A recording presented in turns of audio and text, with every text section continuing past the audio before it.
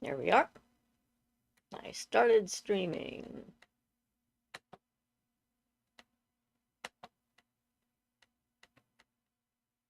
Oh, not showing up for me. I just showed up for me. There we go. Okay.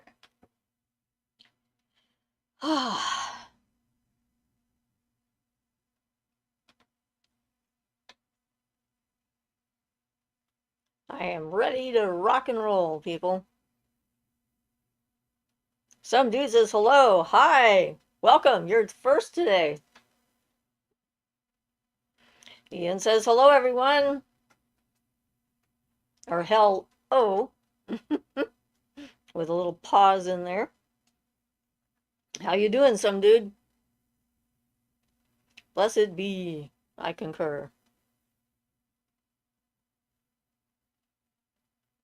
Sandcat says hello, everyone. Hi, Sandcat. Nice to see you. Everybody's just gonna jump on in the way we like it. We've got a little rain today, so it's Into every gray. life, a little rain may fall. Sorry. Yep. Led Zeppelin. Rain song by Led Zeppelin. Sorry. Okay. Apparently that's what's on my brain today. Music. Led Zeppelin. Yeah. Well, earlier it was Alice Cooper making the weird sound on your sound system. That's true. Welcome to my nightmare. I think you're going to like it. Carla Fink says hi all. Hi, Carla. Welcome.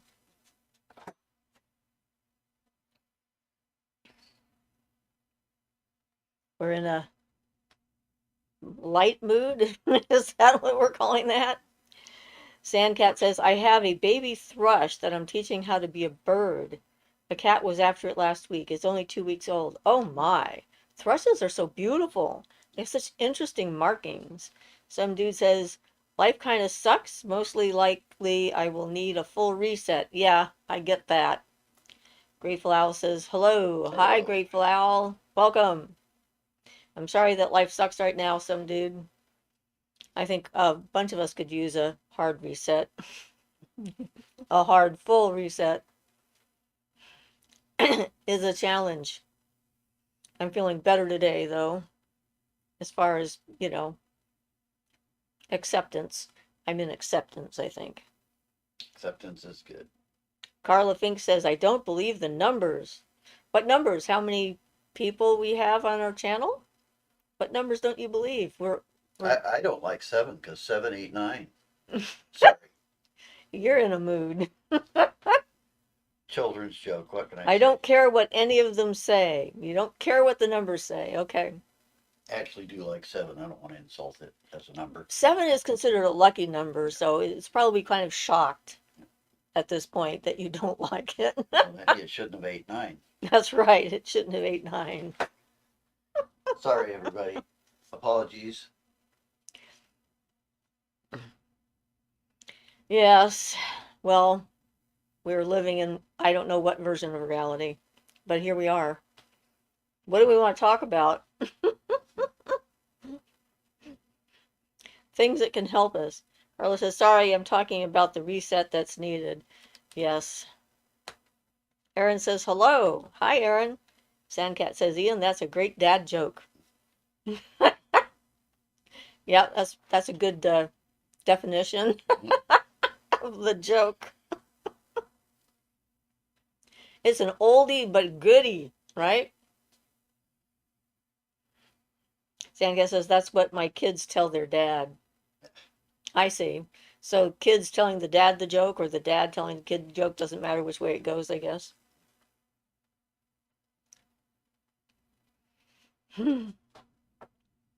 Humor. Sometimes it's hard to come by, so it's good to have some. Carla says, dark magic with numbers. Okay. Using numbers to perform dark magic or something? I'm not sure what exactly is the subject. I don't use numerology much myself. I know a lot of people do. Then there's that birth number and all that other stuff. Yeah. It gets into a quagmire. Gematria. Yeah, I just go for personally myself. If I want to do something with numbers, I just figure the first numbers 1 through 10 and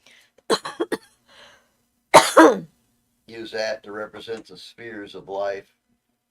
Yeah, I use the So, numbers for the planets. to get the whole cosmos. Well, yeah, same thing. Associations. Number 3 in the sphere of life is Excuse me, guys. the great sea, Saturn, Bina.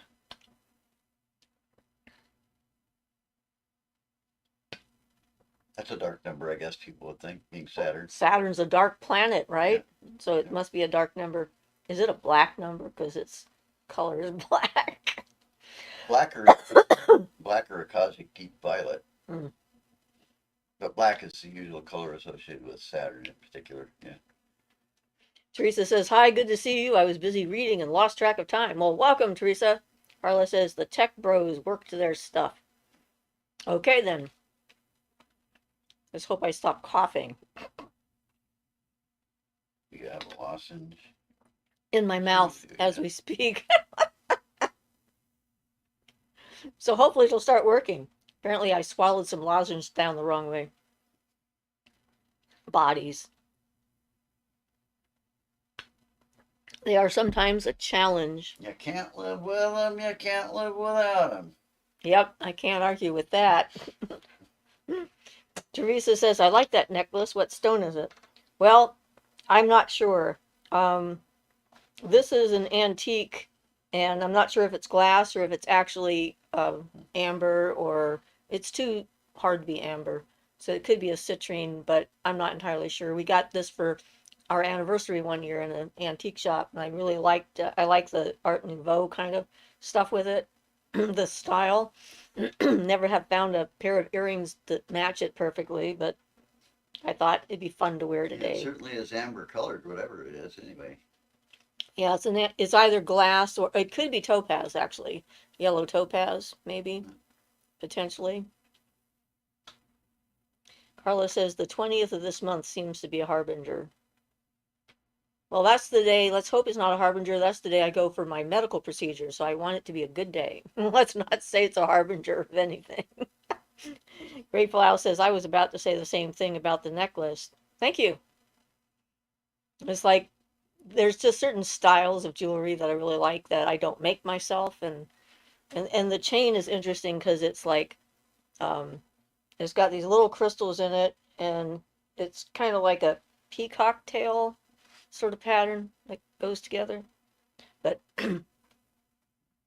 the chain doesn't have a tendency to get twisted easily because of how it's put together. Carla says, of good. Oh, a harbinger of good. Okay, good. Okay, I'll buy that. I'm in favor of all good harbingers.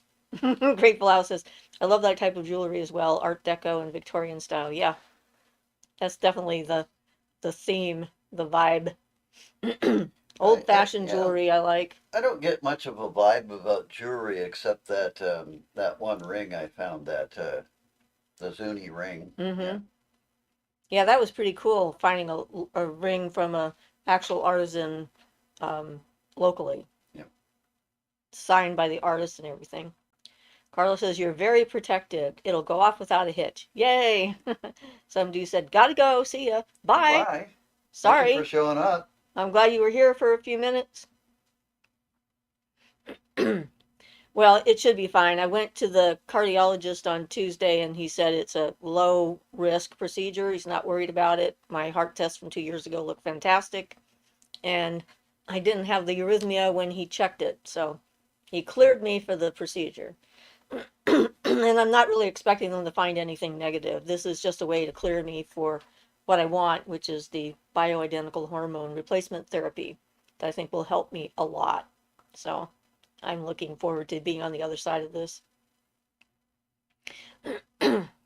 Carla says, that's wonderful. Yes. He was a very old fart, though. He must have been a heart doctor since he, for the last 50 years, I'd say. I wasn't entirely sure about that, but I wasn't worried, so we're Well, good. the last orthopedist I saw was like in his 70s or something, wasn't he? Oh yeah, the Yeah, neck guy. He yeah, retired and then came back so he could diagnose neck problems that they yeah, don't pay attention to yeah. because the insurance companies do what they want. And Teresa says, I have a question about cords. What substances are they made of? Okay, you're talking about psychic cords, and I'm not sure how to describe a substance in the astral realm. Um, they're Well, made of, that's exactly it, though. It's like an astral it's an substance. astral substance. Yeah. It's like made of thoughts and feelings. And generally speaking, it is the cords that people use for feeding off of are in the astral. They're not so much on the mental plane, although you can send people images and stuff on the mental plane.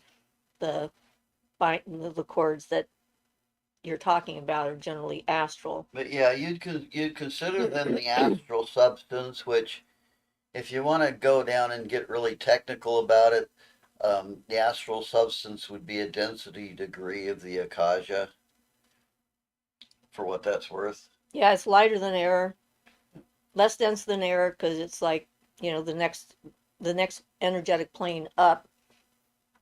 Um, but yeah, so I don't know. We have words for that really.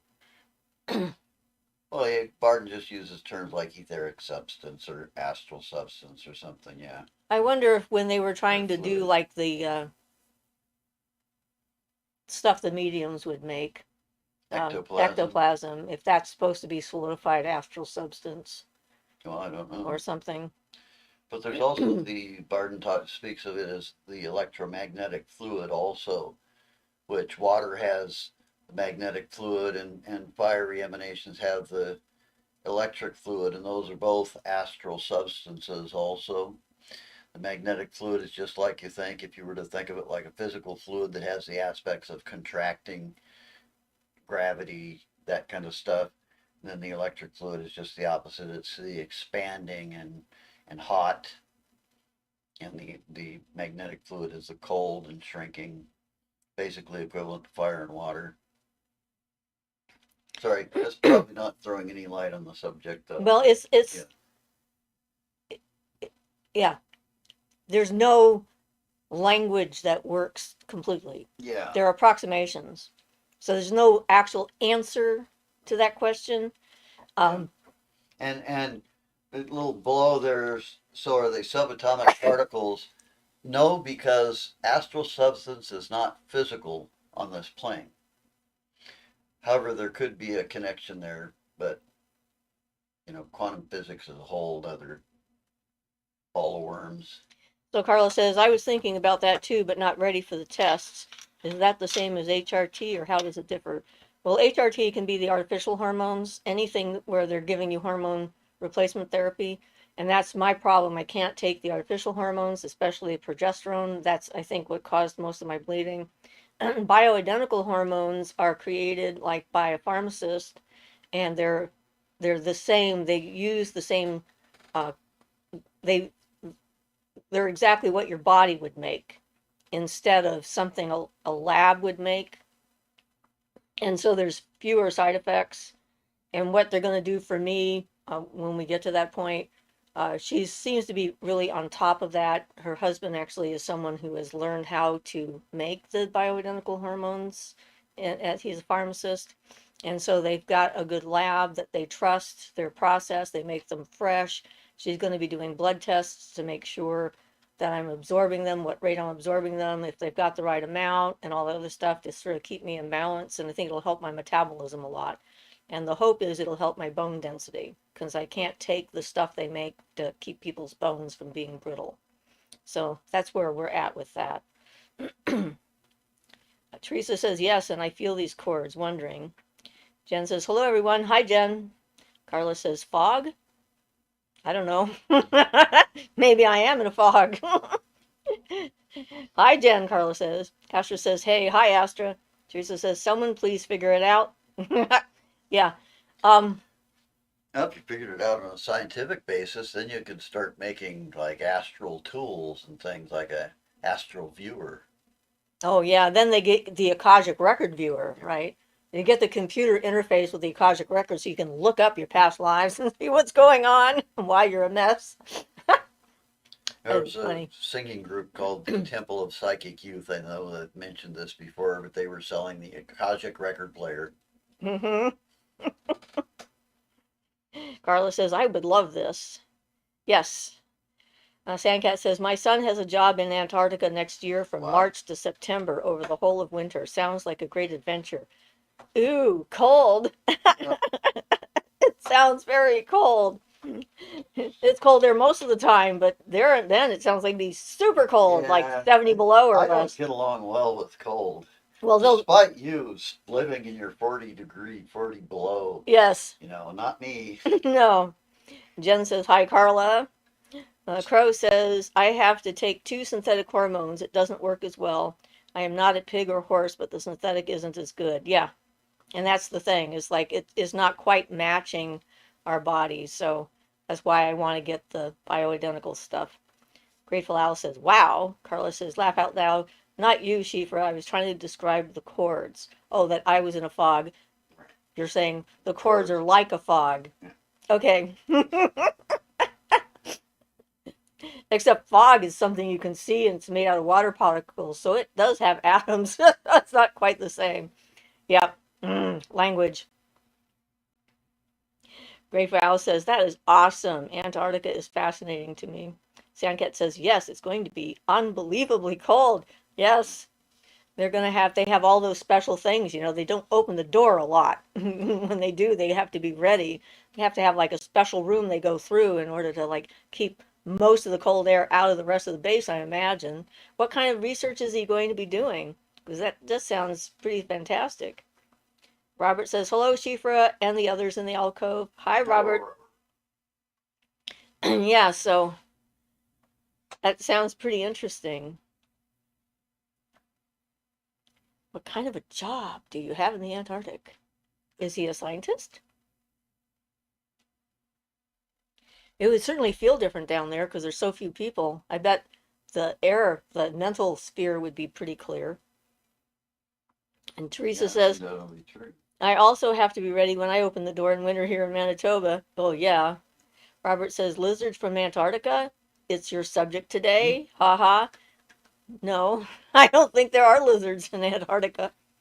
Crow says, you have a cold job. Beth says, hi, everyone. Hi, Beth. Robert says, Manitoba is a freezing heaven. And yes, I lived in northern British Columbia, so I'm familiar with the temperatures. Sandcat says, he's in construction. They are upgrading the McMurdo base. We are in New Zealand. Oh, wow. Cool. Antarctica is the only continent on Earth without reptiles. Yep, that's because reptiles require external body temperature control and they would just freeze and die instantly. You learn something new all the time on this channel. Yes. At least I do. Grateful Owl says Alberta is fine here, except windy. Beth says blessed be. Hi, Beth. Robert says secret operation for secretive people. Well, the reptilians couldn't survive in Antarctica, so if it comes to it, we can move there and be safe, right? Send them there. Or send them there and then they'll die.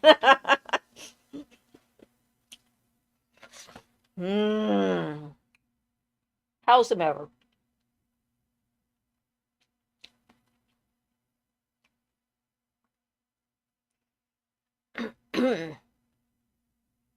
Teresa says, send the reptile people to the Antarctica. Carla says, do you guys make magic pine cones? I harvested about 5 pine cones on Samhain and spray painted them silver, then charmed them. Sounds nice. I haven't done that in a while. So, not this year. But there's some really nice pine cones around here.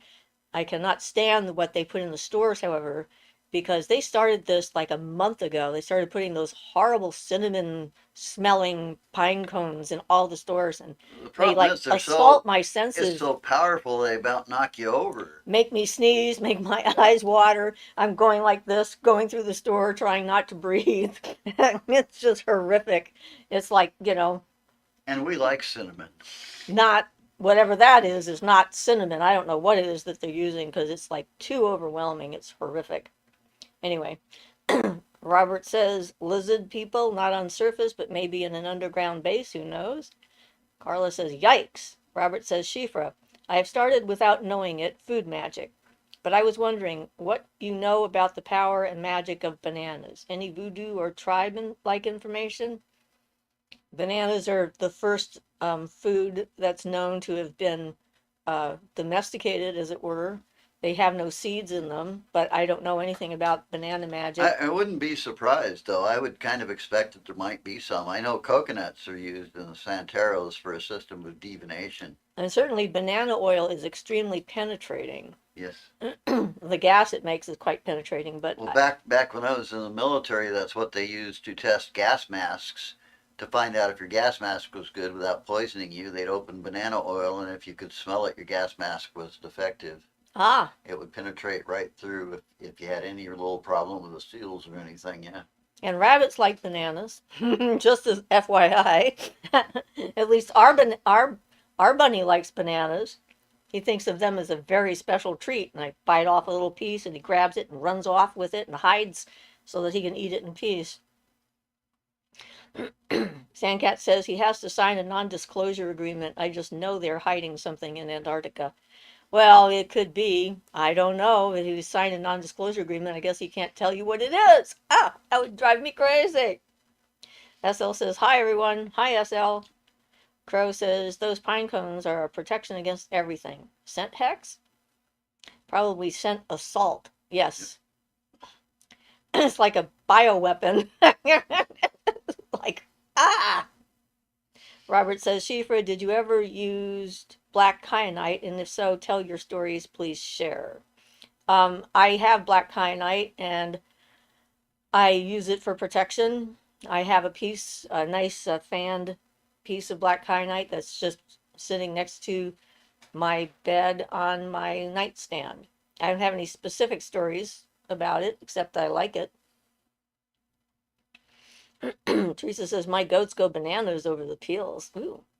Beth says, bunnies are so cute eating bananas. Yes, they are. Lacey Long says, hi, guys. Hi, Lacey.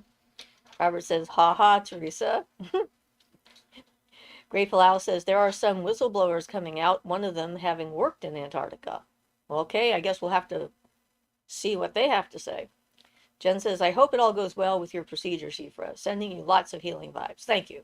We just is information they need to know so that we can move on. I'm sure everything is going to be fine. But I appreciate it. Healing vibes are always good to have. Robert says, Beth, I am also cute eating bananas. That's what made you laugh. Yeah. Bananas are an interesting food. You know that we open bananas wrong. We open them from the stem part. Monkeys know how to and do it right. Monkeys open them from the bottom. It's a lot easier to peel them if you squeeze the bottom of the banana and that little black thing pops like that, and then you can peel them open that way. Especially if it's a green banana, because sometimes they're hard to open. So there's your tip for the day. Eat bananas like a monkey. Yeah. And Beth says, Robert, I bet you are. Robert says, Shifra, when it comes to fructose from fruit, do you consider harmful the fructose of fruits? I've read it is bad for the liver. Too much of it is. Too much of anything is bad for you. You know, Steve Jobs had a problem with that. He was a fruitarian. It was Steve Jobs, right? Yep, it killed him. And he ended up dying from it because he didn't eat anything else. So it's not, you know, on its own, it's not bad for you directly, I don't think. But being a fruitarian is too much of a good thing. Well, it's like with everything else, it's about balance. And if you're diabetic, fruit is problematic because your pancreas isn't functioning at the level it needs to be in order to process the sugars that you take in, whether they're from fruit or vegetables, because there's a lot of vegetables that are really high in sugar, like carrots, for example. So you have to monitor your intake. But I don't think that it's like bad for you unless you have some other issues. Or just do it too much. Or do it too much. With the Steve Jobs thing. And actually, what was the actor that played him in the movie? He almost died from pancreatitis because he's a method actor, and he went on a fruitarian diet to get into Steve Jobs' mindset and ended up in the hospital with pancreatitis. So he had to stop that. Can't think of his name offhand, but yeah, Like everything, things things need to be done in moderation for your yeah, body. well, anything can kill you if there's too much of it. Too much oxygen can kill you, too much water can kill you. You Yeah. know, it's like these are things we need in order to survive, but too much of anything is becomes toxic. That's why everything has got some kind of a balance, natural balance in it usually. Distilled water will dehydrate you and drain all the make your bones brittle by draining all the minerals out of your body because water has its natural balance it wants to maintain, and that includes a certain amount of minerals in it, which is why you can't survive long term on melted snow because it's distilled and it's got all those things removed. So, yeah, balance is the key, I think, Yeah. to everything. Sandcat says, does that mean monkeys are smarter than us? Sometimes I wonder. Well, they might be smarter than us in some ways. Robert says, me too, Sandcat. Carla says, yes, the monkeys are smarter. Beth says, Robert, love. Asher says, laugh out loud, Robert. Asher says, oh my God, that's what happened to him? Wow. Yes, that's what happened to him. Yep. And that's the thing. Any extreme diet in general is going to harm the body because it's all about, like I said, it's all about balance. Your mind, your heart, your energy, your body systems, your organs.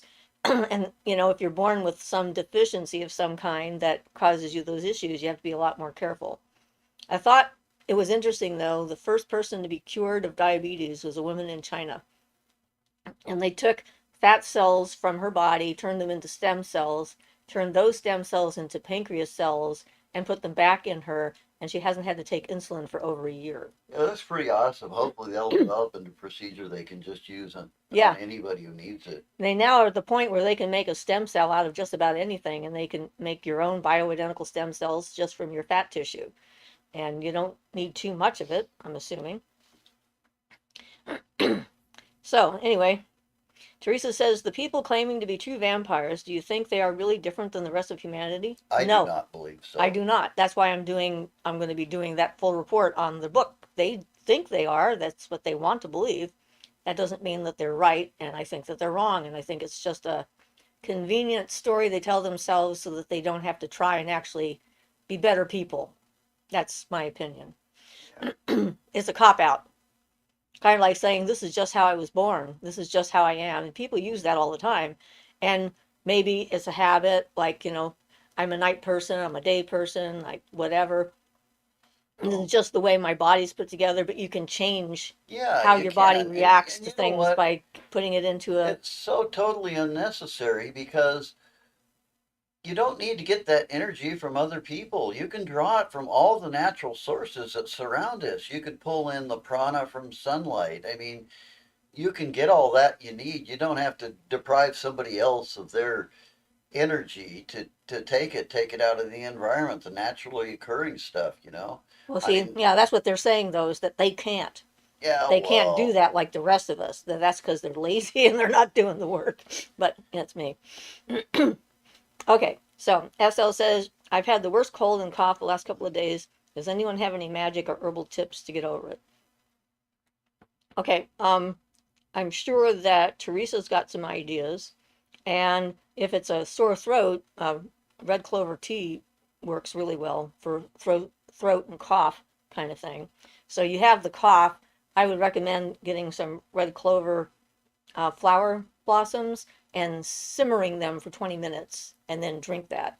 And that should help with that. You can make your own cough syrup out of it. You can like let it simmer for a little bit longer and add honey and lemon to it and so forth to help with that as far as the natural stuff goes. Robert says, I agree, Siofra balances everything, meaning I won't go carnivore diet anytime soon. Trinity says, hey, Siofra and Ian and everyone, I hope you guys are having a good weekend. Hi, Trinity, welcome. yes, we are. Robert says, Ian, question for you. These days, what are you up to? Field of study, I mean?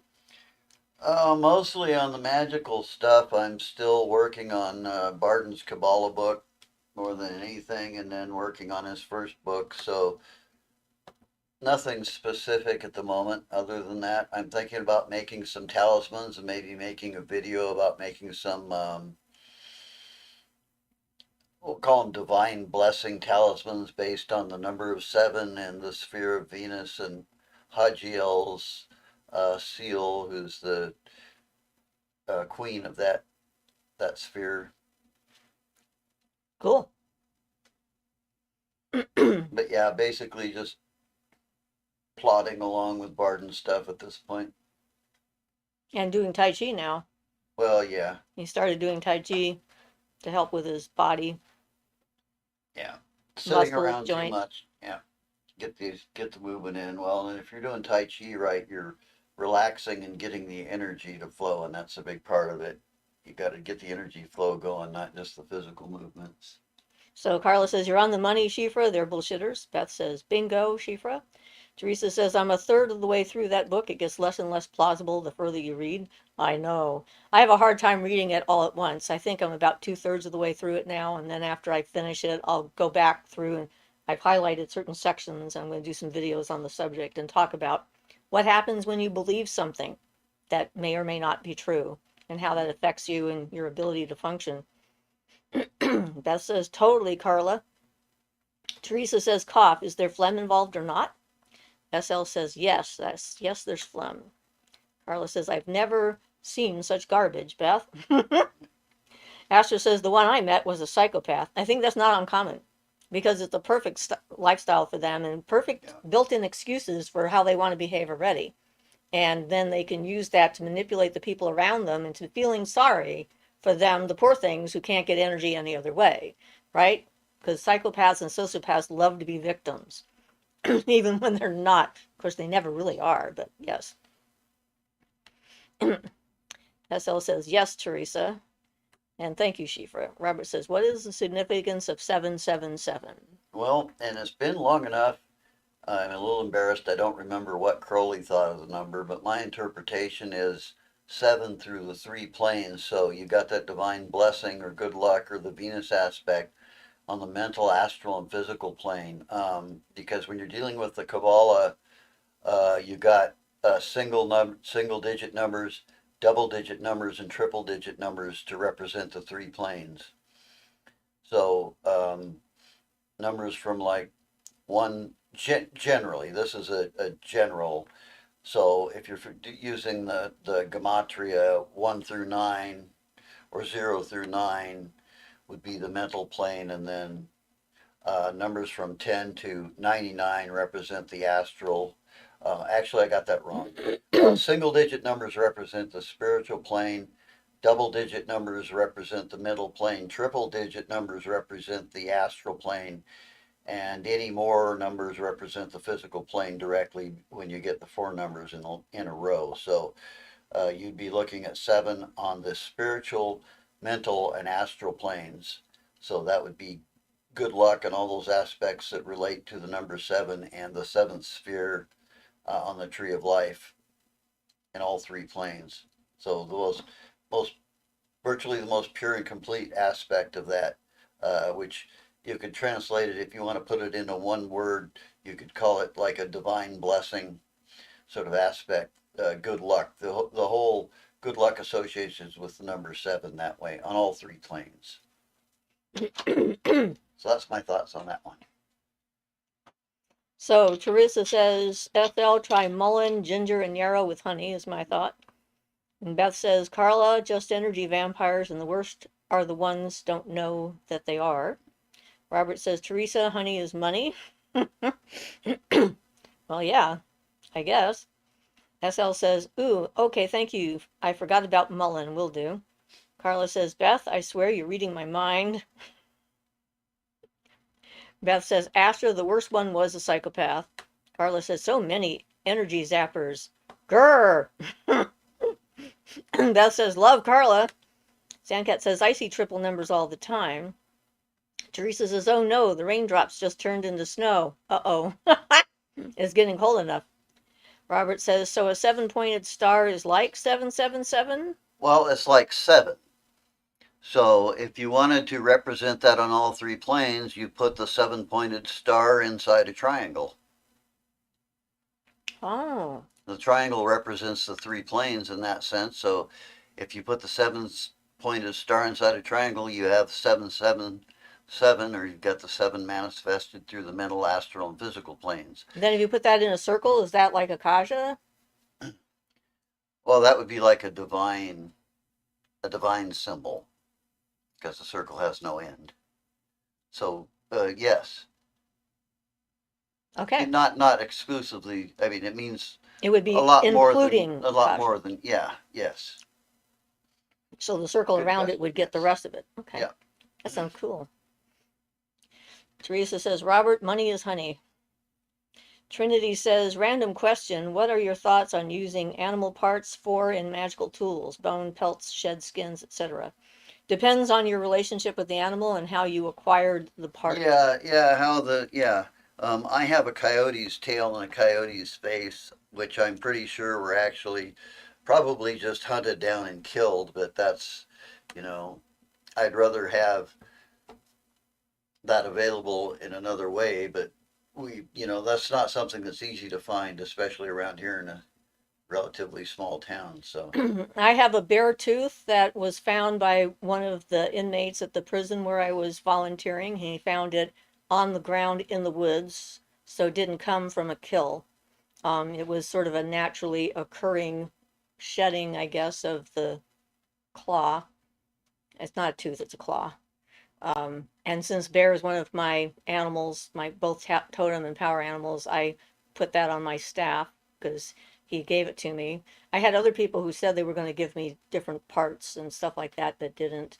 And really, and I have the deer part I have is actually a what do you call them?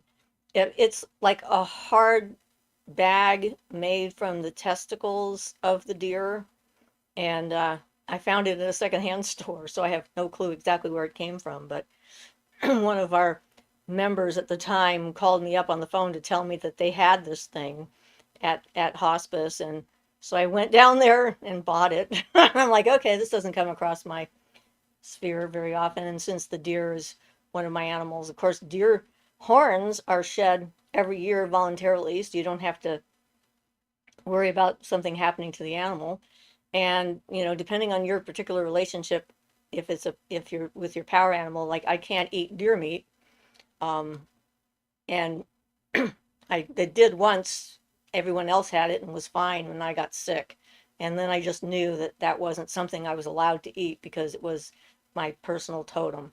um and that might depend upon the person. I know in Inuit culture, the people that are the whale singers, there's usually like a person in the tribe that communicates with the whale people, and then the whales let them know where they are, where they're going to be, how who they can take as an individual, which is okay for the giveaway kind of thing. And but that person loses their ability to communicate with the whales if they eat the whale meat. So I think really, one of my cats who's buried outside, it's would be the only cat bones I would be comfortable having, and he's been buried in the ground for a number of years now. And I think every so often about digging him up and having his skull on my altar. But it's really uh, an individual choice, I think, what works and what doesn't. I have a drum that has deer skin on it. When my first drum was made by someone I knew, it was a ceramic, very heavy drum with the deer skin on it. So it's not like just one thing or another. Crow says elderberry tea. Yes, elderberry is good for all things that are sick, good for all kinds of immune system stuff. And Robert says, thanks, Ian. Crow says, Merkaba then is all three planes. yes, I don't know too much about that, but um, this right here says the subtle bodies. The Merkaba is the subtle body's energy configuration, creating energy fields on the dense, which would be the physical, the subtle, which would be the astral, and the mental planes. So yes, but the Merkaba is a vibration of 6 and not 7 at its base. So the 6 has particularly harmony, being in the center, that kind of thing. It kind of represents the sun, the center, which all the planets rotate around. So it's that type of harmony and central point symbolism with the 6 in general. So Robert says, that too, Teresa. Robert says, planes of existence or airplane of existence, haha. Asher says, I have a fairy star and a circle pendant. Since the fairies like me so much, I might as well accept it. Yeah, I have one too. I don't think mine's in a circle though. I think it's just the star itself. But I thought I have so much to do with them, I might as well get a fairy star. And me and Venus and Aphrodite and stuff are really close, so the 7 points seems to be sort of also a symbol for her. Teresa says, I have found lots of strange animal parts on walks. A skunk's claw, duck bill with the spite attached. Spine, I'm sure. Spine. A whole red-tailed hawk minus one wing, a fish carcass in a field, etc. Sandcat says, I collect small feathers that I find in the woods. I add them to my air wand I'm making. Yeah, I get a lot of feathers from the crows and other birds around here. And I have dove feathers and that kind of thing too. Carla says, I saved all my cat's baby teeth that I found and some of her whiskers. Whiskers are considered pretty potent magical objects, I think, for wishes. Blowing on a whisker, I think. I can't remember though. Beth says, talk about having them by the balls. Yeah. Well, they do that with other animals. Apparently, there's a popular clutch purse made from kangaroo testicles, or the sack, not the actual testes, that they sell in Australia, New Zealand, and so forth. I was looking it up. I was like, okay, who knew they make a leather out of them, and this is what it is. It's like a leather, a hard leather. Carla says, I collect feathers I find too, Sandcat. Carla is laughing. Beth says, Carla. Crow says, I went to shaman workshop in which we created our own drums, and the skins that we were using were sourced from animals that have fallen themselves naturally in nature. Sounds good. Sandcat says that Carla, I collect cat whiskers too. Is there any magic that could use cat whiskers? So apparently we're talking about that. So I think there is, but I'm not up on it. Yeah, I'm not completely. familiar with that either. Teresa says, is there a tree of life in-depth study that is not Judeo-Christian? Yeah, Well, lots of them. Well, There is a tree of life. I mean, the Nordic tree of life and the 9 worlds under the ground and the 6 worlds above and whatever is definitely sort of along those lines. It's a slightly different yeah, symbolism, but but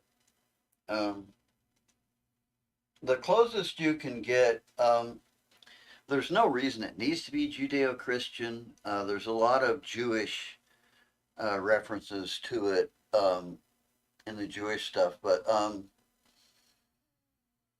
something that's is still all a little Christian based, everything I know of, but you might look at Dion Fortune's version of the Kabbalah, or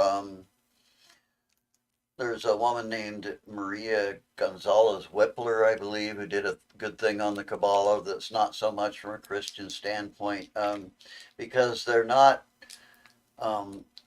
Barton's book on Kabbalah is on the practical Kabbalah, so I have to turn all the things he says into, take all my knowledge on the tree of life and go into that, because he expects you to research that yourself. But there's no reason they need to be Judeo-Christian. They just, each sphere indicates, yeah. I guess I won't go on. I don't know of any good ones. There should, I would like there to be one out there. And maybe somebody should do a good one on the Tree of Life that's not Judeo-Christian, because there's nothing intrinsic to it that needs to be. But yes, everything I know of at least has that. But at least if you look at the magical versions from like Dion Fortune and some of those people, and again, I'm not familiar with newer stuff because I got started in this stuff so many years ago. But keep your eye out. You might find something. It doesn't need to be, but there's none that I know of that uses the other symbolism, so or universals should be. Beth says, we have a little pet cemetery out back. I would only be comfortable with their bones. They were so loved. Carla says, I haven't used them for anything yet, but they are very protective. Sand cat, I think those are the whiskers. Astra says, I saved one of my deceased cat's whiskers. Carla says, I like the idea of the shaman workshop. Kabbalah, disregard that comment. Well, no, I understand. Barton's Kabbalah is a different thing though, because he teaches you the practical use of the letters and how to use them to accomplish goals in your own life, and in a factor that's way more effective than everybody else's. But that's why he doesn't write about those aspects, because they're available for anybody else to read about. But I agree, a lot of it is just a lot of it, in my opinion, is just ridiculous and annoying and way too pedantic. Teresa says, the reason I ask is Hecate gifted me a tall pillar that was as tall as a tree and said it was the tree of life and very complex. I think that the idea of the tree of life is fairly universal in most cultures because of the fact that the roots go down and the branches go up and they sort of connect the two Yeah. spheres together, the physical and Yeah. there's a lot of places people think that their tree is like the center of the universe, and that's a pretty common mythology too. When we were in Hawaii, one of the trees that they have there, they consider the center of the world. There's the I know that there's trees elsewhere that are considered the same thing, and I think it's just that it's a very common symbol. Well, I would like to differentiate the fact that the tree of life in the Hermetic Kabbalah aspect does not really represent an actual tree at all. I would consider it a diagram and consider the tree of life just a term for it, because it really doesn't relate to the tree mythology so much, I don't think myself. Um, it's more like a diagram or a pattern for things, supposedly the pattern of the universe, and the trees are too. So they do have that connection, but I think the connection is really thin and probably, um, I don't know, the way we use terms nowadays I could be think the one renamed. that is for like Odinism and stuff like Well, I think that it's is more like a tree. I mean, it's sort of a tree of life and everything. He hung upside down on the tree and got the runes and everything. Um, but I think that has more of the real primitive tree symbolism and stuff. The tree of life, the Hermetic or Hebrew aspect is almost an abstraction. Um, more, they all have the symbolism that they supposedly represent everything, but that's about all they have in common, really. It's yeah. Anyway, sorry. okay. So Astra says whiskers are protective because they are the sensory part of a cat. I put one in my stuffed animal along with protective crystals and herbs for sleep protection. The stuffed animal has a zipper. Well, good. That's easy for you to put stuff in. But yeah, I'm thinking about the cat whiskers and what they do. They help the cat know what it can go through. It sort of gives them an idea of what spaces they will fit in, and as well as give them other kinds of sensory information about what's going on around. So, yeah, seems like it would be a good antenna kind of a thing for psychic impressions and things too. Teresa says, question mark, the pillar was white, maybe lunar. Well, it might be a personal symbol and nothing to do with like larger systems. And there's nothing wrong with that. Jen says, Siofra, can you talk about how to distinguish if you are picking up on somebody else's emotions empathically or if you are feeling your own feelings, like how to determine which is which? That's a difficult question. That's why we talk a lot about knowing yourself.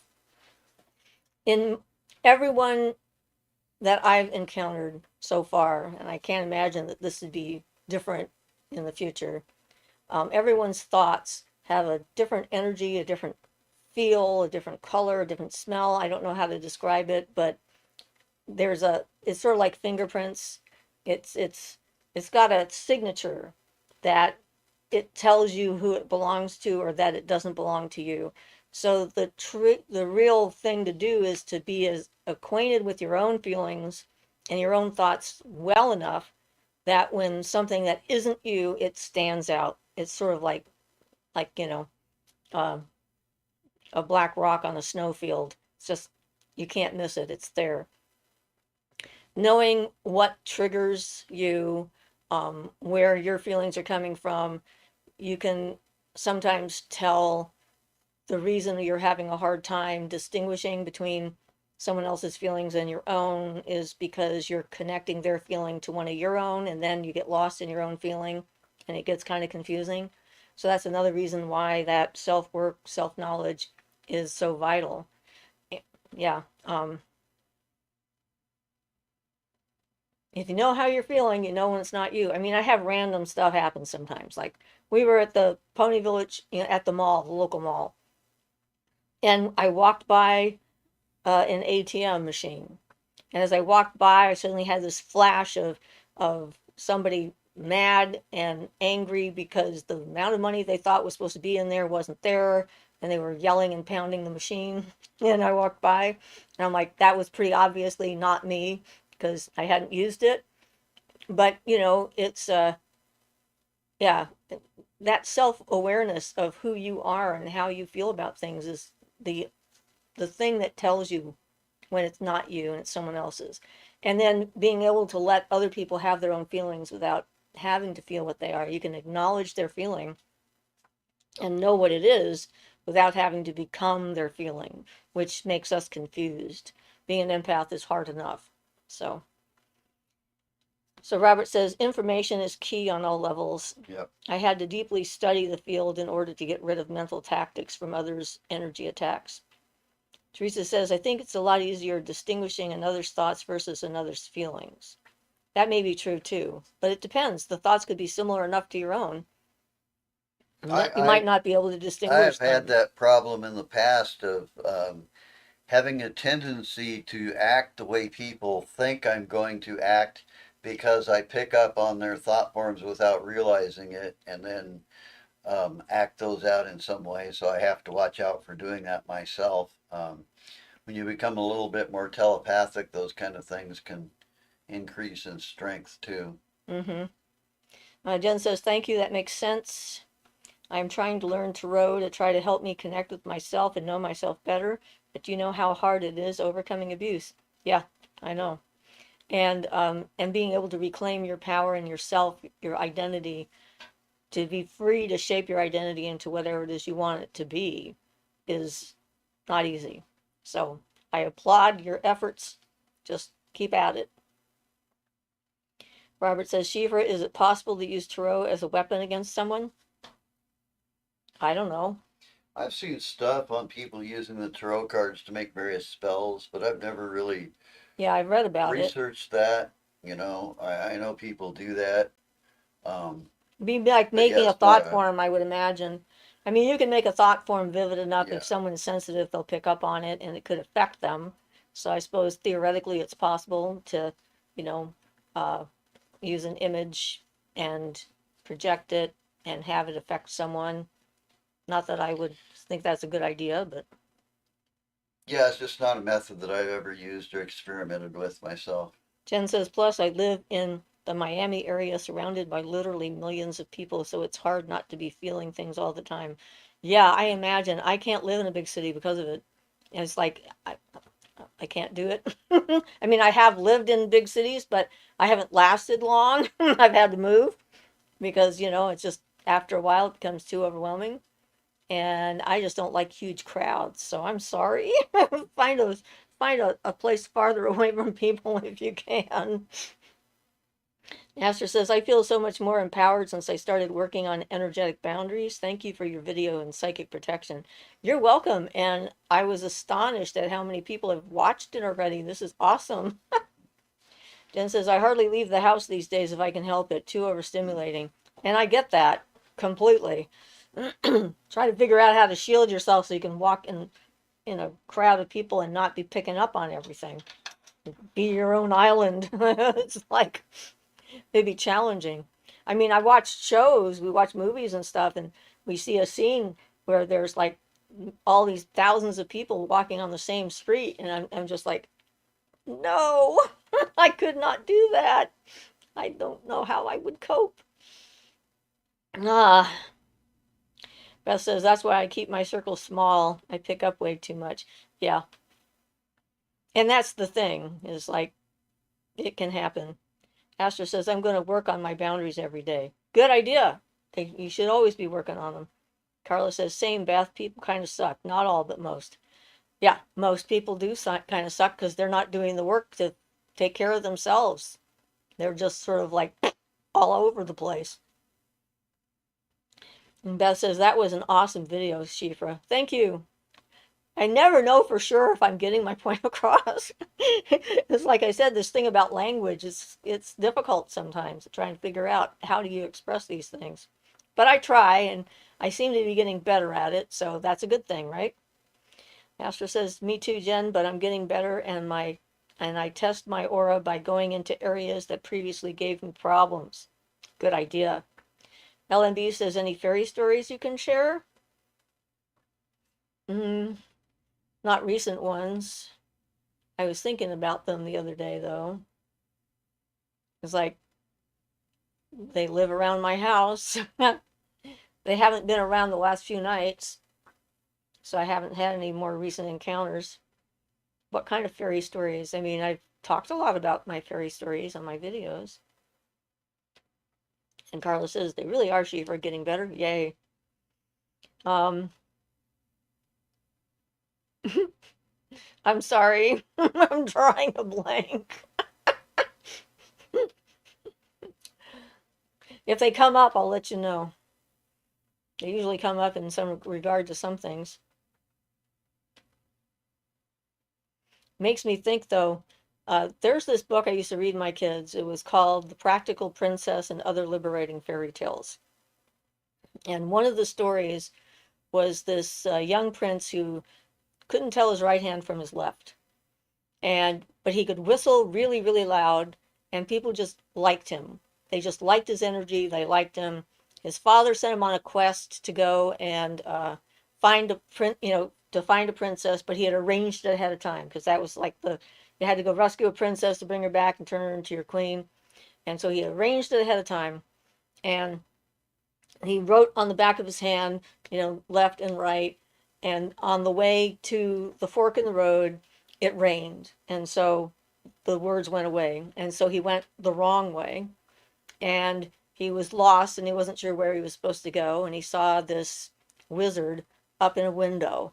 And the wizard didn't know that he was very annoyed, the wizard was, because there was an invisible imp sitting on his shoulders with his finger stuck in his ear. And he couldn't hear anything and it was making him grumpy. So the guy whistled really loud and scared the imp. And then all of a sudden the wizard could hear and was very happy. But my son loved the story, and so did my daughter. And it's just sort of like, it's the only thing that came up. It's a great little book. And I liked the fact the practical princess, they were going to take her and give her to a dragon. And she tried to tell everybody that dragons don't know the difference from princesses and other things. It's just the dress. And they weren't going to listen to her. So she took matters into her own hand and took her best dress and put it on a whole thing of dynamite and went up the hill with it to give it to the dragon. And the dragon thought it was a princess and blew up and saved the kingdom. But yes, I liked it, that kind of thing. But anywho, so Sandcat had to go. Bye, Sandcat. Teresa says, I came up with a great meditation to connect with my chakras. I say, this is my crown, this is my vision, this is my voice, this is my heart, this is my will, etc. And say it 9 times for each. Yeah. Carla says, I think we're all feeling that weird energy. I took black salt and sprinkled out the front, back, around the car, and around the yard. Blah. It can stay out there floating around. Astra says, I listened to a lady talk about being followed by a goblin. It was funny. It kept pranking her. She said it was green, little, and creepy. I'm sorry. Beth says, Carla, I stay home as much as I can. I do put on a protective bubble around my vehicle for when I need to get out. I actually have, my crows give me 2 different kinds of feathers. I get tail feathers and I get flight feathers. And the flight feathers I turn into protective talismans to hang from my car window. Everyone in the family has got one. And I use red thread to wrap around the shaft of the feather to make the loop so that you can hang it on the rearview mirror. It's sort of interesting. I'm sure that there's plenty of other things you can use them for, of course. Jen says, I know, me too. I wish I could move to the country, but it's just not possible right now. And Beth says, bye, Sandcat. All right. But that's the thing. It's like our magic is versatile and sometimes spontaneous, paying attention to what's going on around you and what you have in front of you and so forth. Jen says, Siofra, you are so incredibly articulate. You actually amaze me at how well you can convey complex things in understandable terms. Thank you, Jen. I appreciate that. I try.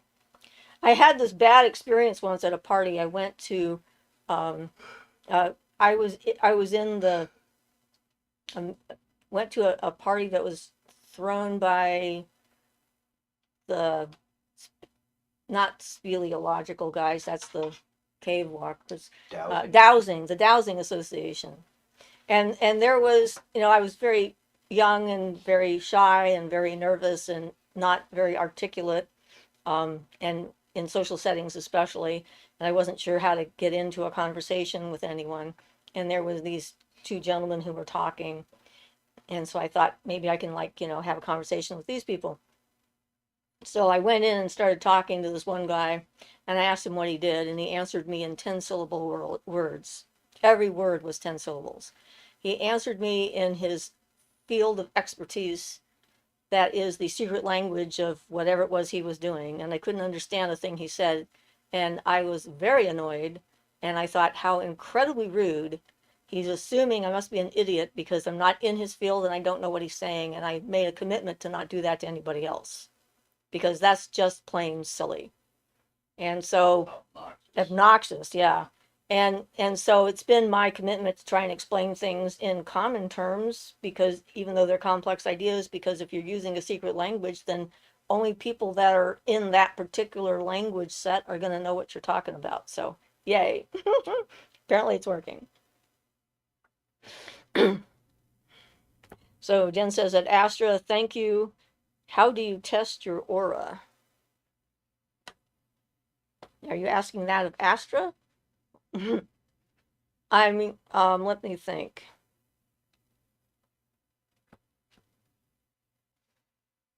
How do you test your aura? Okay. If you have another person with you, it's easy to figure out where your boundaries are as far as where your energy fields intersect and how you feel about them. So you have someone walk towards you, and when you start to feel uncomfortable, they've hit your aura. And that gives you an idea of what your personal space should be. And people ought to be respecting other people's personal space. So I don't know. That's one idea anyway. Oh yeah, it seems like a good. What are you testing it for? Right. And the inner aura is in closer, but the outer aura is one of, you sort of get a big feel for that. And Carla says, Beth, do you know what the flower of life is? I picture that as a dome bubble over the immediate area. Kindred spirits we are. For what it's worth, Barton suggests that this person's standard aura is around 1 meter around their body, 1 meter distance. So a little over 3 feet. Yeah. Teresa says, as a former reporter, I had to always translate complex things in simple terms. It's a good tool to have. Yep. If you want more than one person on the planet to know what you're talking about. Seriously. Well, not only that, but yeah. Anyway. Asher says, is it okay if I want to delay enlightenment and just get self-actualized in this lifetime? I heard a Kundalini teacher say that when you're enlightened, you lose sense of objects outside of you and become unified. Well, I would say that you don't just become enlightened and then that's it, and that there's not one. It's a gradual. It's not like a line you just step over and you're instantly enlightened. You know what I mean? So, I think moving towards self-actualization is moving towards enlightenment. I don't think there's any difference between the two, and I think you have to move at the pace. If you're trying to develop, these things go right down into your body and affect your chemical makeup. So if you're trying to increase your concentration or anything, wherever you're trying to go, subtle things are going to happen in your body and your brain, and it's going to have to rearrange, and these things are going to take time and stuff. So I would say yes, it's fine myself. I mean, that's what I'm after, enlightenment. But that's because I've been through so many bad experiences on this earth. I'd rather not have any more reincarnations personally. I don't desire another one. Astro says, sounds scary to lose myself. Yeah, I'd say don't worry about it. And if you get to that point, then you get to choose when you're there. I mean, you can't really force somebody else to be enlightened. It's a growth from within, and it happens naturally, and it happens when the person is ready. And trying to force it is just gonna be harmful. Work along at your self actualization that you're happy with, and yeah, don't stress over it because if it doesn't happen, keep working on it. It'll happen. You got lots more lifetimes, possibly, or not, hopefully, in my case. Jen says, ugh, Siofra, that guy was so obnoxious. You are a wonderful Siofra, and Ian too. Finding your channel has been so healing for me. Thank you. Thank you. Astro says, enlightenment sounds terrifying. I just want to be myself and be distinct. And there's nothing wrong with that. It's not a requirement that you have to become enlightened or Yeah, whatever other and, people's interpretation of the word and might I be. think if it sounds terrifying, which it does in a lot of ways, that's usually because it's being talked about by people who don't have it and don't really understand it. If you want to learn something what that type of enlightenment is like, listen to the stuff about Eckhart Tolle and the way he found total peace and such. And it's only frightening for the illusory part of yourself. But yes, yeah, I agree with what Schieffer said. Basically, I'm sorry, I don't mean to go on too long. It's just one of my one of my big things myself, so I tend to rattle on. It's okay. Beth says, Carla, I do, and yes, we are kindred spirits. That's why we are all here together. Astra says, or Teresa says, Astra, aren't you supposed to live in the present? Yeah. Carla says, oh my God, Ian, I said out loud to Spirit, this is the last go around, okay? Yeah, Carla says, you know it, Beth. yeah, And Astra says, it just sounds like you merge with Source and disappear. I think that's why it's scary to me. yeah. Well, the problem is too many people repeat stuff about enlightenment without having get enlightened, and they don't understand it. If you want to know what it's about, you have to listen to somebody who's actually been there and experienced it. And the problem is with a lot of these descriptions is that part of you might disappear, but that part of you is the illusory part anyway. You find out that these things you've been taught through society and these things, the way you operate your body and all that is inefficient and ineffective. And as Swami Muktananda put it, people think themselves into a terrible hell that they could live in their same circumstances and be happy. Um, the part of you that disappears is the illusory part that's just been causing you pain all along. Basically, it's freeing you from your pain and stuff. And the conception of you disappearing, that's like a short term, like samadhi, where you go out of your body and you become, basically what you might term insensible for a while to the outside, where people can't wake you up and stuff. But really, you find out what enlightenment really is finding out what you really are and then dropping the things that you realize you're not. And at that point, once you reach that point, it's not scary because you know those things aren't you anymore, and you develop past the point of needing them. So you only drop the things, only drop as you no longer need them if you're doing it right. Don't let anybody try to force you into doing stuff like that, like say give up all your belongings or that kind of path to enlightenment. You get to the point where you let go of things naturally. So this whole thing about you disappearing and all that is the typical way it's discussed, but it's really not accurate. Listen to people who really are enlightened and are acknowledged. Usually, the ones that really are acknowledged by a bunch of other people as being enlightened, and I know that's hard to tell because you've got people like, the whole Osho cult out there, which, excuse me, if I hope this doesn't offend anybody, but that is a group that does not lead its students to become enlightened at all, because of their take on things and the way they act. So So yeah, um, do what's comfortable. yeah, and listen to people that strike you as really enlightened.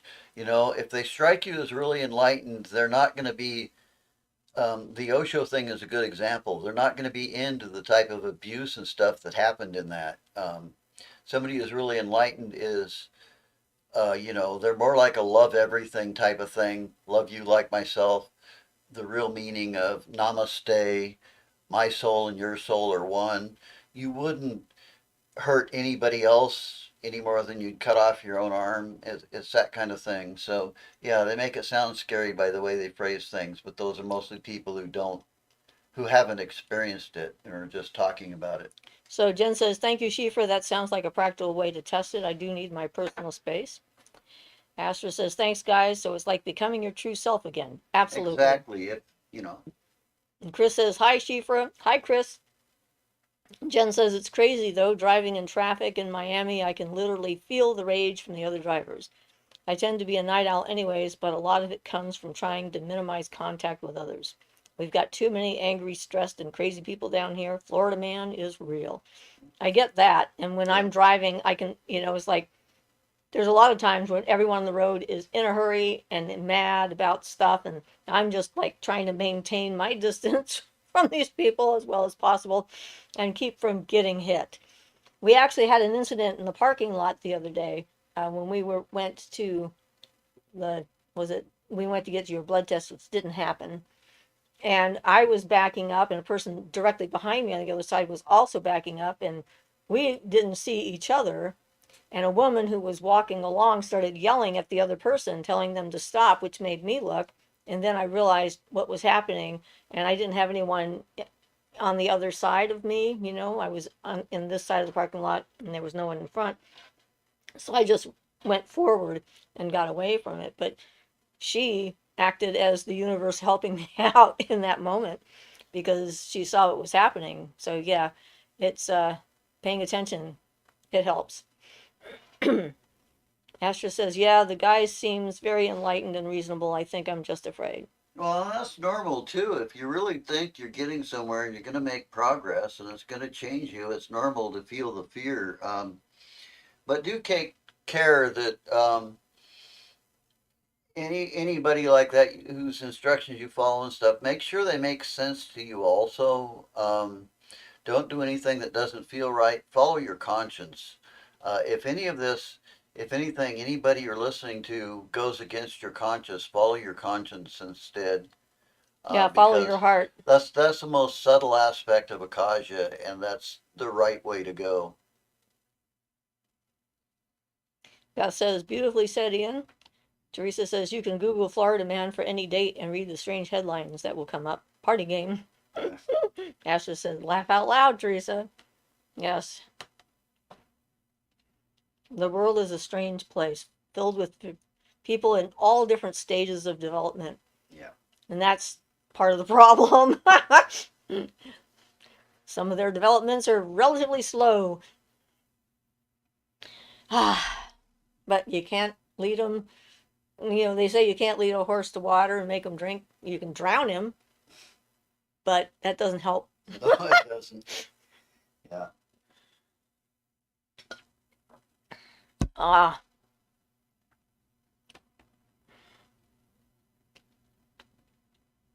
life is interesting. But good questions. I just focus on becoming myself and defining myself as, what I am and who I am and what I want to be and getting rid of the stuff I don't like. So transforming my own energy into something that I find better. Whether I'm right or not doesn't. Well, and that's making progress. So that's Yep. making progress towards enlightenment. I learn things from other people how not to be, mostly. Well, it's better if you can learn it through not having to go through it yourself. I Learn am from one other of those people, people. that's right. I Yeah. mean, I see what other people do and I see how they treat me. And if I don't like how it feels, I'm not going to turn around and then do it to someone else because I know how it feels. Why would I do that? Of course, I'm an empath. That may be why, but. Teresa says, and you can be like a phoenix too. I redefine myself regularly. Oh, Yeah. absolutely. Definitely the phoenix was one of my symbols for a long time, considering all the stuff I've been through, things I've survived and reshaped and given birth to myself over and over again. And that's the thing, it's like if you are in your core, the core of you, the other stuff isn't as important, like where you live, what you do, who how much you have, whatever it happens to be, that stuff is secondary information. And so, it's like I was having a conversation about this actually earlier this week, trying to explain it. It's when you find your inner core, the inner self, and you know what it is, you can be different in different situations. You can adapt to whatever the situation happens to be without being untrue to who you are. So it's sort of like if you see yourself, all your different facets, your different jobs, your different experiences, like the facets of a gemstone, but the core of you is in the center of that stone, then you can look out through the different facets but still be you. And so, it's like another thing that's hard to explain, but that gives you that internal consistency, and that helps the things that don't seem to match fall away, because yeah, I don't know. Anyway, Astro says, yeah, I think that's good thing, Shifra, because I feel like a lot of people want to escape their humanity. I like what you say about fully being human, and a lot of people don't understand that we are supposed to enjoy being human. I think that's the key to getting there. Me too. It's the fighting against it that stops us from getting anywhere when it comes down to it. So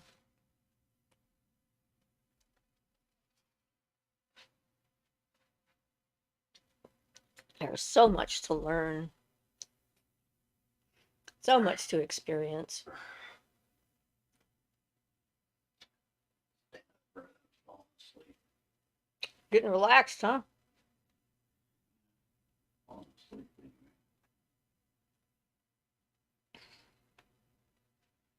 Oh, we've got about 15 minutes left, guys. So what do we want to talk about for the rest of our show?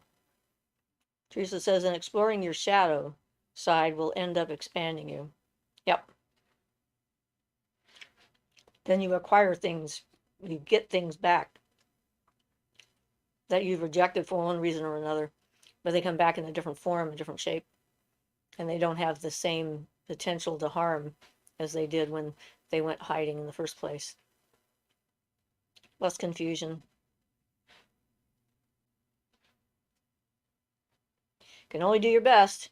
Somebody was like moaning earlier, or was talking earlier this week about realizing something and like berating herself for not knowing it sooner. And you can only know what you know when you know it. And it doesn't matter. You can look back in the past and say, I should have recognized this like a year ago, 10 years ago, 15 years ago. That's like 2020 hindsight, and it has no bearing on the situation. You can only recognize and understand where you're at. And it's okay.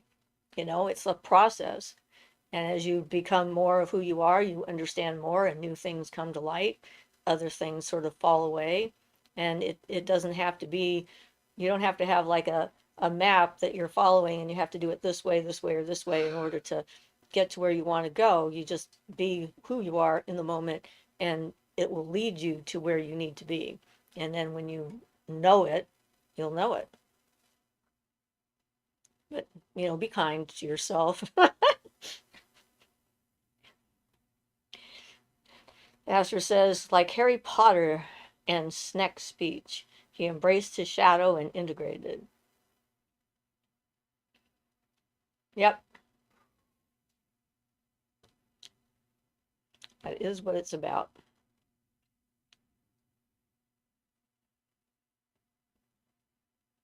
I'm glad I don't live in Miami. You know what? I don't live in Miami. No. I don't think I could handle the heat, not alone, not just the people. The humidity. Well, of course, it's humid here, but it's hot there. Yeah, well, And here it's like sort of I think we'll medium. just stay put. I Yeah, think we're in a good spot. I like where we are. I don't like living in a big city either, so If we could live it farther away from people, we probably would like it even more. But this is yeah, actually not bad. I'm more of a country folk for sure. It Yep. sure is nice to have the internet to order stuff that we don't have in our little town, though, Oh, because no kidding. there's a lot of stuff you can't find here. Something simple, like I need an ice pick. No one in town sells an ice pick. I'm like, gonna have to order it online. So Teresa says a lot of hot air in Florida for sure. Carla says, so then it's all right to be angry. It's all right to feel anger and process it. I mean, being angry all the time doesn't help. You need to have your anger be useful. If anger motivates you to fix a wrong or gives you the energy you need in order to move forward or helps you set a boundary because you know it's not okay for to be treated that way, then I think it's a positive thing. Um, it's like everything else, like moderation. When we were talking about food and stuff, same with emotions. All one thing or another leads to imbalance. Yeah, I agree in general, but this is one thing I disagree with Siofra a little bit about that I want to eliminate anger in myself entirely. I feel like it's not necessary that I should ever become angry, um, outside of maybe the most dire extreme circumstances, Well, I tend not to get mad you much know. either, but that's Yeah. not because I'm trying not to be angry. It's just because, it's like, Well, it's if anger is used to try, if you need anger to goad you towards solving a problem, that's okay. But I want to get past that so that I can solve my problems without needing the goad of anger be and aware then of not them have to before it have that. happens instead of Yeah, having to be pushed by the and universe. not Yeah. be well, you can disconnect to a certain extent too, which is what I'd rather do if I can, just not feel the anger to start with. If you try to stuff it down or that type of thing, then you're just making the situation worse for yourself and you're going to suffer because of it. Acting it out and harming somebody isn't right either, but you also don't want to stuff it down. And so, what I'm going for myself is transcending it so that I just don't need to be angry about anything because there are very few of the things that irritate me that are actually important. So, I want to be able to just let all those go, and that's my goal. Not, I'm not saying I have succeeded in that. That's where I want to be. Yeah. I tend not to get angry about much, but no, very few people have ever actually seen my rage. It doesn't come out much. But hey, if I need it, it's there. So Jen says, I'm sorry, Astra, that my question and comment overlapped yours. It was unintentional. I'm sorry. What you are experiencing is heavy, and I'm sorry if I detailed things. It is scary to feel, or derailed, I think she meant. It is scary to feel like you're losing yourself. Hugs, Carla says. It does all that, but it's exhausting. Teresa says, if it's exhausting, then it's not helping. Then it's damaging. Teresa says it is useful to sit with what makes you feel ashamed or embarrassed. Don't avoid it, just listen and feel. I used to sit in front of a mirror doing this. Asha says, yeah, I don't get angry often. If I get triggered, it's my problem. Anger is a sign of needing boundary work sometimes. Beth says, absolutely. Channel that anger into something positive. Asher says, I'm not feeling heavy, but thanks. And Carla says, I feel threatened in the current situation. That causes anger, which has definitely spurred me on to be productive. Yeah, feeling threatened is one of my buttons that make me react with anger when I don't want to. I'm sure that there was a lot of people who feel exactly the same way, Yeah. us included. I'd rather react with logic, myself, and take what action needs to be done, but getting that anger out of there is like, yeah, Well, that's one of the things I'm yeah, if working it's on. not going to be useful, Yeah. you know, it only works under certain circumstances, and it certainly can derail someone else if they're not expecting you to have it. So as a self-defense tactic, it can work pretty well. So, whatever you have to do, that's my opinion. Astra says, I didn't feel anything about what you said, Jen. Didn't bother me one bit. Beth says, I'm sorry, Carla. Yeah, I am too. And, yeah, I think this explains the dream I had about the three streams of lava heading right in my direction from different places. So I was already on alert. It's like, try and survive. Just don't leave your car out in the lava. Well, I was in a Jeep and I went over the rocks to get away from the lava. So I was thinking of that thing we watched on video. Oh, yeah. We just saw some lava overtake somebody's car on the video. That's right. Watching, yeah. We did. They're like weird things that nature can do. A tongue of lava coming across the road and took out this person's car. And I'm like, why didn't they go move their car? They had time. I don't understand it. Probably evacuated and left their car there, and then Maybe so. Who knows what else was going on, but yes. Jen says, I love the gemstone analogy, Siofra. That's beautiful. Well, that's sort of what helped me, to think of myself, my core being is at the center of this stone. Astor says, I'm black and Mexican, and I feel fine and very safe. Nothing ruined my week. I have boundaries. Awesome. Stay that way. Stay safe. my week has been good this week. Pretty much all week. Yeah. Had a good week Yeah, in general. except for the entire national stage, Well, which we can't do anything about. We did what we could, and now we're here.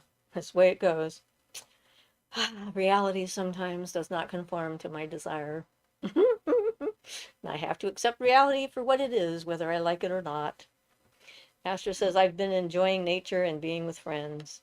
It helps to have good people around you for sure, and people that you know are safe, that are good. I did not know there were so many different numbers that people could call. Some of my friends on Facebook were putting up what they call warm numbers.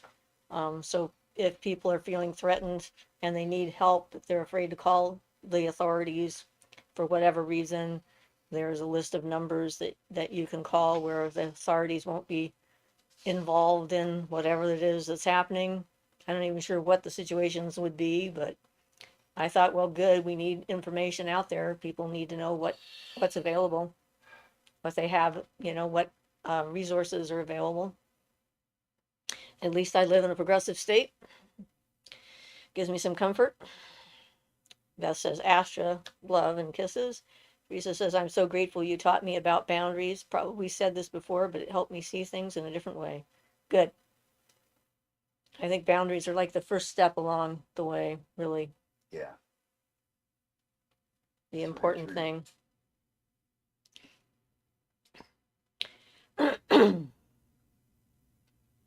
So we have just a few more minutes to go. Do we have any last minute questions or comments we want to make? I am putting out the video on my animal stories, but I did it, but I'm going to have to redo it because after I did it, I remembered a bunch of ones I forgot. So I'm going to have to write them down so I don't forget them. I was like, all right. Teresa says, any snow yet? Or 10 snow yet? I'm going to go to, I don't know what YHAS means. We don't have snow here yet. Type. Carla says, you guys are awesome. Sheep and Ian, thank you so much for these lives. You're welcome. Jen says, I have a similar philosophy about anger, Ian. I feel it, then let it go. Beth says, enjoy, Teresa.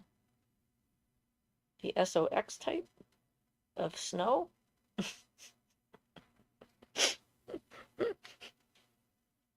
All right. Well, I think now's a good time to say goodbye. Carla says, see everyone next week. I just wanted to get in there before we sign off. Thank you. We appreciate it.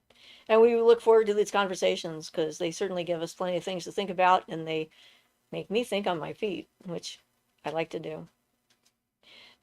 Ian says, blessed be everyone. Teresa says, we're on the wrong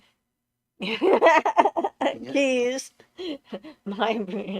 Yeah, I figured as much, but I wasn't going to try and figure out what it said. Yeah. We'll talk later. And Ian says, thanks for all your input. And everybody have a great week and stay safe wherever you are and whatever you're doing. Know that you are needed and you're here for a reason. So take care of yourself, okay? Blessed be everyone. Blessed be everybody.